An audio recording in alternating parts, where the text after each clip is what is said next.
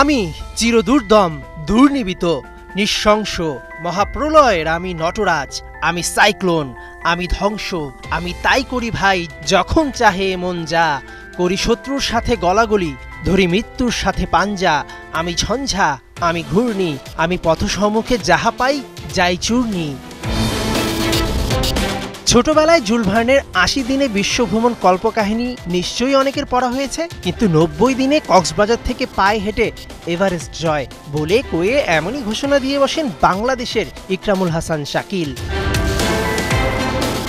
যেই কথা সেই কাজ, ২৫ ফেব্রুয়ারি কক্সবাজারের ইনানি বিচ থেকে যাত্রা শুরু করলো গাজীপুরের ছেলে শাকিল। নেপালে অবস্থিত পৃথিবীর সর্বোচ্চ পর্বতশৃঙ্গ জয় করতে শাকিল পায়ে হেঁটে পাড়ি দিবেন ১৩০০ কিলোমিটার, যার জন্য তাকে ভ্রমণ করতে হবে পাক্কা প্রায় ২.৫ মাস। সারা পৃথিবীর মানুষ আমাদের দিকে তাকিয়ে থাকবে যে হ্যাঁ, সমুদ্র সমতলের মানুষজন তারাও এত দুর্গম এবং কঠিন অভিযান করার মতো সাহস তারা রাখতে পারে। অভিযান সফল হলে সবচেয়ে কম বয়সে কম সময়ে পায়ে হেঁটে দীর্ঘ পথ পাড়ি দিয়ে এভারেস্ট জয়ের রেকর্ড স্পর্শ করবেন শাকিল, নাম উঠবে গিনেস বুকে। মজার বিষয়, শাকিল যখন এই প্ল্যান করেন তার পকেটে ছিল না অভিযান সফল করার মতো প্রয়োজনীয় ৫০ লাখ টাকা, তবে পাহাড়ে দাপড়ে বেড়ানো ছেলেটার স্বপ্ন ছিল বিশাল। শাকিলের পাশে বেশ কিছু পৃষ্ঠপোষক প্রতিষ্ঠান দাঁড়ালেও এখনও ওঠেনি পুরো অর্থ, যেটা পেলে শাকিলের এভারেস্ট যাত্রা সফল হতো।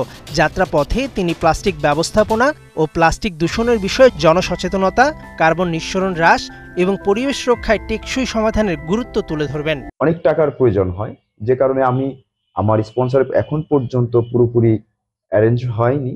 স্পন্সরের যে অংশটা বাকি আছে সেই অংশটা সকলের সহযোগিতা যদি পাই তাহলে সেটাও সম্ভব। এর আগে বিশ্বের বিভিন্ন পর্বতশৃঙ্গ জয় করেছিলেন ইকরাম, লিখেছেন একাধিক বই। ২০১৩ সালে কলকাতা থেকে পায়ে হেঁটে ঢাকায় আসেন শাকিল। তারপরই তো মনে হয় বাধা আছে সত্যি, তার চেয়েও বড় মানুষের বাধা পেরোনোর শক্তি। শির নেহারি আমারই নত শির, ওই শিখর হিমাদ্রির। এভারেস্ট আবিষ্কার হবার আগেও এভারেস্টই ছিল পৃথিবীর সর্বোচ্চ শৃঙ্গ। মানুষও ঠিক আশরাফুল মাকলুকাত। শাকিলরা মনে করিয়ে দেয় মানুষ পারে না এমন কিছু নেই। শাকিলের ইতিহাস গড়া অভিযানে খেলাযোগের শুভ কামনা। মেহেদি নাইম, একাত্তর।